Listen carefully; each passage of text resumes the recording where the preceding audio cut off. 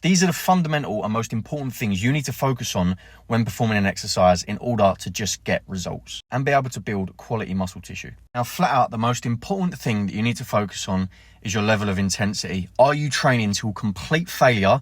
And I mean complete failure, not to the point where it's a little bit sore, not to the point where it's a little bit achy. I mean to the point where you can't lift the weight anymore.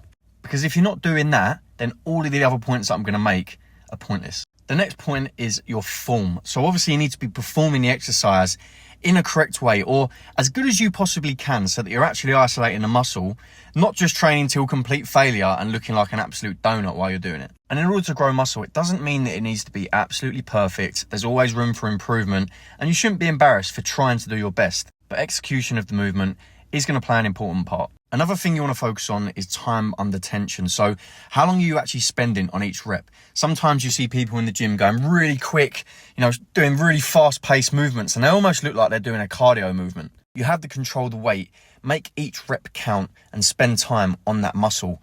The ideal way is on the eccentric, the release of a movement, spend 3 seconds, on the concentric, which is the contraction of the movement, 2 seconds, and in between them, have a half a second to a second pause, depending on the exercise. Another thing is range of motion. You don't want to just do partial reps. As you can see with these ab crunches, I'm coming all the way down and then I'm getting a nice big stretch the whole way out as far as I can take it. If I was only doing half reps, I'm minimizing the execution of the movement and I'm not getting the most out of it. So all of these things are massively important while performing the exercise, but ultimately you want to be progressing each week, and you're going to get that by progressive overload. Track your lifts. Have a rep range, whether it's 8 to 12. When you reach 12 reps on that weight, then increase the weight. Start again, build up, and then rinse and repeat the process. That's how you're going to get stronger.